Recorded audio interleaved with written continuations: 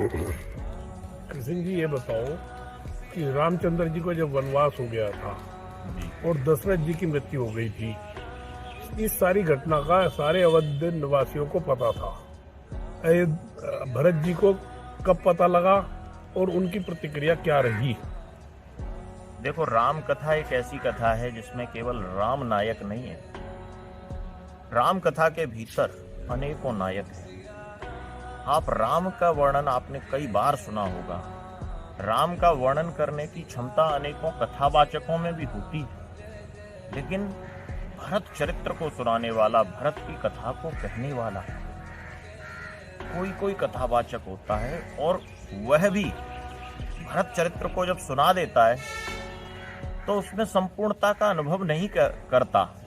वह भी सोचता है कि कुछ कमी रह गई भरत चरित्र को सुनाने में। कहने का तात्पर्य, राम कथा के नायक एक नहीं है, राम नहीं है, अनेकों नायक हैं। उनमें से एक नायक भरत हैं, जिनका प्रश्न आपने पूछा है। जब अयोध्या जी में दशरथ जी की मृत्यु हो गई और राम जी को वनवास मिल गया, उस समय भरत अपनी ननिहाल में थे और भरत के पास संदेशा भेजा गुरु वशिष्ठ ने। दूतों ने कहा, भरत जी, गुरु वशिष्ठ ने संदेशा भिजवाया है, आप शीघ्रातिशीघ्र अयोध्या के लिए प्रस्थान करें। भरत जी को अनहोनी की आशंका पहले से थी, लेकिन भरत जी ने उन दूतों से पूछा कि क्या बात है। दूतों ने कहा कि देखो, दूतों की एक मर्यादा होती है, हम बात नहीं बता सकते, जितना कहा गया है हमसे उतना ही आपको हम कह रहे हैं। भरत जी उनकी दूतों की मर्यादा को समझते हुए वायु की गति से दौड़ने वाले घोड़ों पर सवार होकर भरत और शत्रुघ्न आगे बढ़ते हैं। 7 दिन लग जाते हैं उनको चलते चलते, और जैसे ही अयोध्या में पहुंचते हैं, अयोध्या की सीमा में प्रवेश करते हैं, वहां पर देखते हैं कि अयोध्या वीरान सी है, उजाड़ सी है। भरत जी दूतों से कहते हैं कि देखो, हम शायद रास्ता भटक गए हैं, अयोध्या के नजदीक आते आते हम किसी वीरान जगह पर आ गए हैं। दूतों ने कहा कि नहीं, ये वही अयोध्या है। भरत जी कहते हैं कि क्या ये वही अयोध्या है जो महाराज मनु ने बसाई थी? क्या ये वही अयोध्या है जिसके राजा मेरे पिता दशरथ जी हैं? और क्या ये वही अयोध्या है जहां पर मेरे भैया श्री राम जी निवास करते हैं? नहीं नहीं, ऐसा नहीं हो सकता। लेकिन ये वीरान सी, उजाड़ सी, स्त्रीहीन कैसे लग रही है? जब भरत जी आगे बढ़ते हैं तो देखते हैं कि जिस अयोध्या में सरयू कलकल निनाद करती हुई बहती थी, वो सरयू का जल आज मंद हो रहा है। जिस सरयू के तट पर हजारों स्नानार्थियों की भीड़ लगी रहती थी, आज सरयू के तट खाली हैं। अयोध्या के जिन सरोवरों के आसपास उनकी छवि को देखने वाले, सरोवरों का दर्शन करने वाले अनेकों पर्यटक आते रहते थे, आज वो सब खाली है। जिस अयोध्या में चलते हुए वो पेड़ों का दर्शन करते हैं, तो जो पेड़ असमय फल दिया करते थे, आज उनके फल ही गायब हैं। वो देखते हैं कि जिस अयोध्या के भीतर वेदों की ध्वनि सुनाई देती थी, आज उस अयोध्या में गधे और सियारों की ध्वनि सुनाई दे रही है। भीतर से बहुत वेदना होती है, एक सूचना, संकट की सूचना सी उनके हृदय से उठती है। कुछ न कुछ तो बात है। दौड़ते हुए वो महल में पहुंचते हैं, बहुत बड़ा महल है। महल में वो दौड़ते हुए सबसे पहले महाराज दशरथ के कक्ष की तरफ जाते हैं। वहां पर देखते हैं कि महाराज दशरथ हैं नहीं। द्वारपाल नीचे सिर झुका लेते हैं। वहां से फिर वो सोचते हैं कि अब किसके यहाँ जाऊं, तो वो माता कैकेयी के कक्ष की तरफ जाने लगते हैं।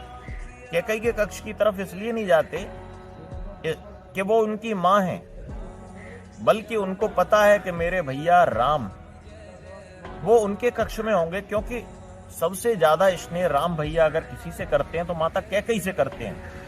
तो राम भैया माता कैकेयी के कक्ष में होंगे, इसलिए वो उधर जाते हैं। और जहां राम होंगे वहां दशरथ होंगे और वहां कौशल्या होंगे।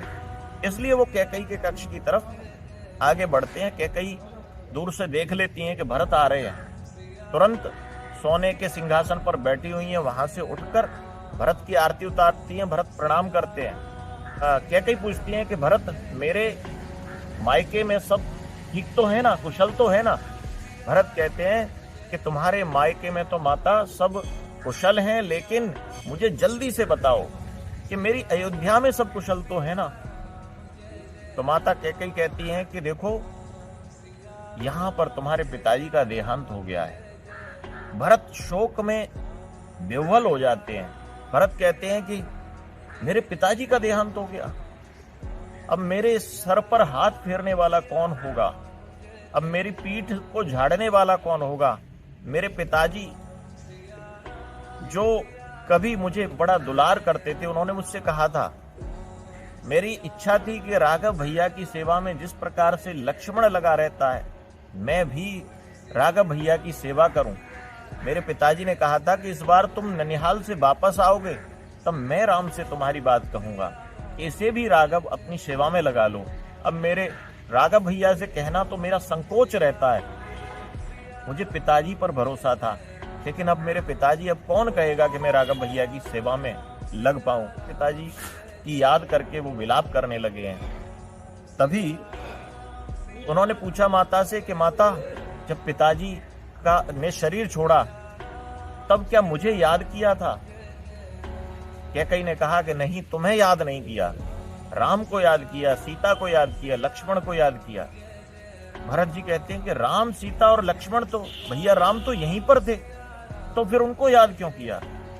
तो कैकई ने सोचा कि अब छुपाना ठीक नहीं है आगे की बात, तो उन्होंने आगे की बात बता दी कि यहाँ पर बड़ा ही षड्यंत्र चल रहा था बेटा। इस अयोध्या के भीतर राम को राजा बनाने का षड्यंत्र चल रहा था। वो तो मेरी मंथरा ने मेरी बुद्धि को एकदम प्रकाशित किया और मैं तुरंत ही मैंने उन 2 वचन मांग लिए महाराज जी से। ऐसा कहते ही भरत ने अपनी आंखों के आंसू रोक लिए। उन्होंने आंखों की वेदना को अपनी कठोर हृदय मां के सामने प्रकट नहीं करने दिया। बोले कि इस कठोर हृदय स्त्री के सामने मैं अपनी आंखों की वेदना प्रकट करूंगा?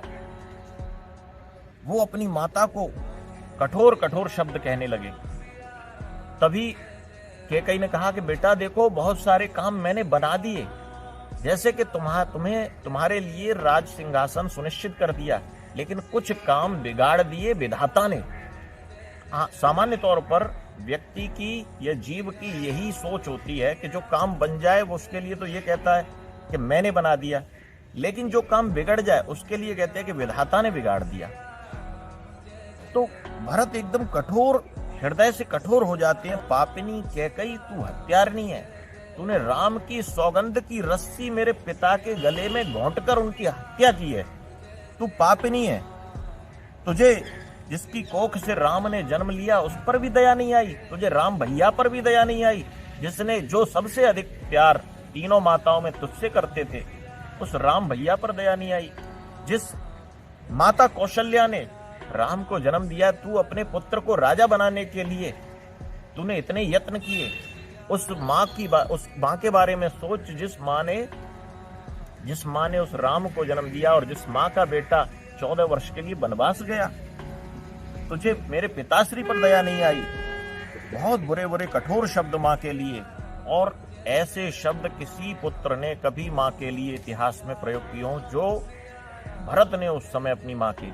भक्ति मार्ग की अगर हम बात करें तो भक्ति मार्ग में राम साक्षात ईश्वर है, और ईश्वर को के भक्ति में अगर दुरात्मा व्यक्ति के लिए इस प्रकार के शब्दों का प्रयोग होता है तो कोई बात नहीं है।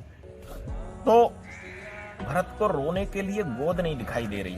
भरत मना कर देते हैं कि माँ, अब तू मेरी माँ नहीं है और मैं तुझसे बात नहीं करूंगा।